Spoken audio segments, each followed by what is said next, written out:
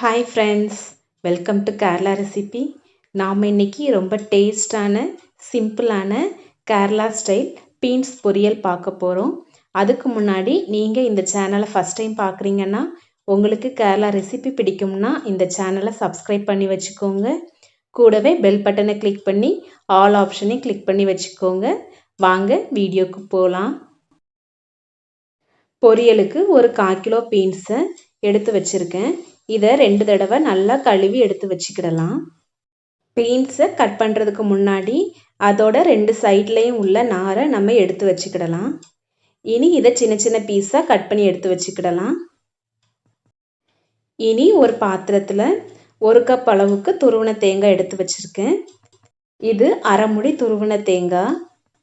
இது கூட 1/4 டீஸ்பூன் மஞ்சள் தூள், அரை டீஸ்பூன் வத்தல் தூள், 1/4 டீஸ்பூன் சிறு சீரகம், ஒரு 3 பல் பூண்டை இடித்து சேர்த்துக்கிடலாம். கூடவே 10 சின்ன வெங்காயத்தை சின்னதாக வெட்டி சேர்த்துக்கிடலாம்.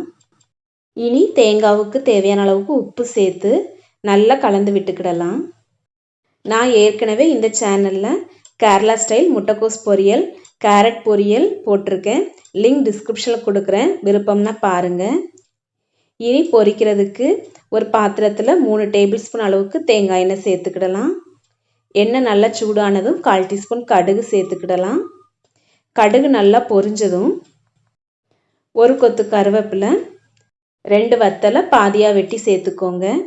கடுகு நல்லா பொரிஞ்சதும் அடுப்பை சிம்மில் வச்சுக்கோங்க.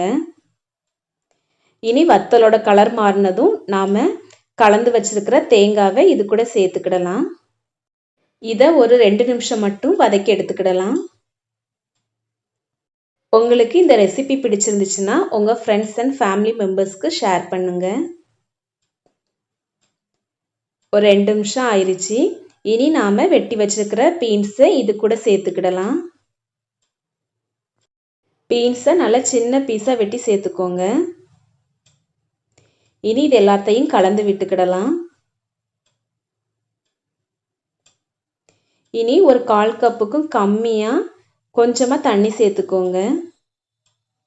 தண்ணி ரொம்ப சேர்க்க வேண்டாம், கொஞ்சமாக தெளித்து விட்டுக்கிடலாம்.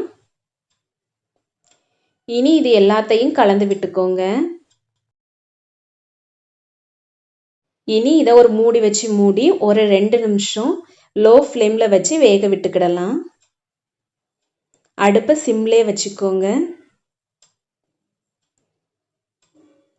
ஒரு 2 நிமிஷம் ஆனதும் அடுப்பை மீடியம் ஃப்ளேமில் வச்சு நல்லா கலந்து விட்டுக்கோங்க. இனி மூடி வச்சு எதுவுமே மூட வேண்டாம். பீன்ஸ் வேகிற வரைக்கும் நல்லா வதக்கிக்கிடலாம்.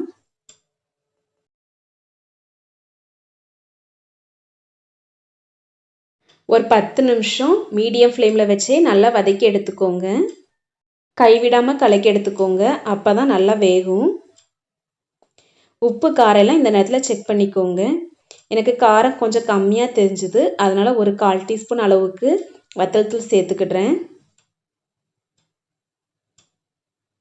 இனி இது எல்லாத்தையும் நல்லா கலந்து விட்டுக்கிடலாம். உங்கள் காரத்துக்கு ஏற்றாப்புல நீங்கள் காரம் சேர்த்துக்கோங்க. ஒரு 10 நிமிஷம் கழித்து பீன்ஸ் நல்லா வெந்துருச்சு. ஒரு 95% வெந்தால் போதும். கொஞ்சம் கடிபடுற மாதிரி இருந்துச்சுன்னா இந்த கூட்டு ரொம்ப டேஸ்ட்டாக இருக்கும். இந்த ரெசிபியை கண்டிப்பாக உங்கள் வீட்டில் செஞ்சு பாருங்கள். எப்படி வந்துச்சுன்னு கமெண்ட் பண்ணுங்கள். வீடியோ பிடிச்சிருந்தா லைக் பண்ணுங்கள். அப்படியே கேரளா ரெசிபி சேனலுக்கு சப்ஸ்கிரைப் பண்ணி வச்சுக்கோங்க. கூடவே பெல் பட்டனை கிளிக் பண்ணி ஆல் ஆப்ஷனையும் கிளிக் பண்ணி வச்சுக்கோங்க. தேங்க்யூ.